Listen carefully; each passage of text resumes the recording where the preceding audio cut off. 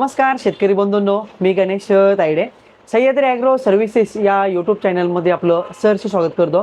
शेतकरी बंधूंनो, सध्या पाऊस बऱ्याचशा ठिकाणी जे आहे का पडतोय आणि बरेचसे शेतकरी जे आहे का आले अद्रक पिकाची जे आहे का तर लागवड करणार आहे। तर लागवड करते वेळेस आपल्याला काही काळजी घेणं खूप गरजेचं आहे, कारण की काय होत असतं की फास्टमध्ये लागवड करावी त्या अनुषंगाने जे आहे का बरेचसे जे आहे का छोटे छोटे चुका जे आहे का आपल्याकडनं होत असतात। त्या संदर्भामध्ये जे आहे का आज आपण चर्चा करणार आहे।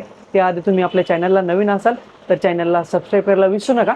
त्याचबरोबर शेवटपर्यंत हा व्हिडिओ बघत राहा आणि आजच्या व्हिडिओमध्ये आल्याच्या बाजारभाव संदर्भात पण जे आहे का आपण चर्चा करणार आहोत।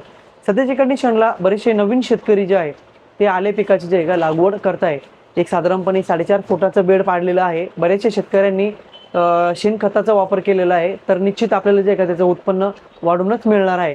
पण एक साधारणपणे आपण लागवड करते वेळेस काळजी काय घ्यायची आहे। 4.5 फुटाचा आपण बेड पाडलेला आहे, तर दोन्ही ओळींमधलं अंतर एक 12 इंचचे आसपास जे आहे आपल्याला ते ठेवायचं आहे आणि दोन्ही खांडांमधलं अंतर एक साधारणपणे जे बोट आपलं 6 ते 7 इंचपर्यंत 6 इंचपर्यंत जरी ठेवलं तर अतिशय चांगल्या प्रकारे जे आहे का देखील आपल्याला त्याचा जे आहे का फायदा होत असतो। या गोष्टीचं जे आहे का आपल्याला लक्ष बारकाईने लक्ष जे आहे का करायचं आहे। लेबर असतं आपल्याकडे आणि फास्टमध्ये लागवड करते वेळेस बरेचसे लेबर जे आहे का लागवड फास्ट व्हावी त्या अनुषंगाने जे आहे का अंतर जे आहे का मागे पुढे होत असतं। तर हे अंतर आता जरी मागे पुढे जर झालं तर निश्चित नंतर जे आहे का येणाऱ्या काळामध्ये आपल्या उत्पन्नावरती जे आहे का त्याचं जे आहे का दुष्परिणाम जे आहे का होत असतो। त्यामुळे जे आहे का आपल्याला ती देखील जे आहे का अतिशय चांगल्या प्रकारे जे आहे का काळजी घ्यायची आहे।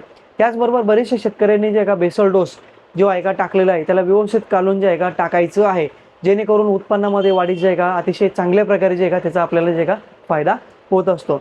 त्यानंतर आजचे आल्याचे जे बाजारभाव आहे एक साधारणपणे 10,500 पासून तर एक 11,500 पर्यंत 600 पर्यंत जे आहे का सौदे झालेले आहे। मालाची जशी गुणवत्ता आहे त्याप्रमाणे जे आहे का सौदे झालेली आहे। त्यामध्ये जर विचार केला आपण टोळ किंवा डागी जे असेल तर एक साधारणपणे 3,000 ते 3,500 रुपयापर्यंत जे आहे का त्याचे सौदे झालेले आहे।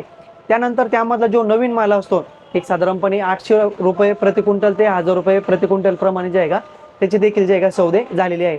तुमच्या भागामध्ये काय दराने आजचे सौदे झालेले आहे ते सांगायला विसरू नका। धन्यवाद।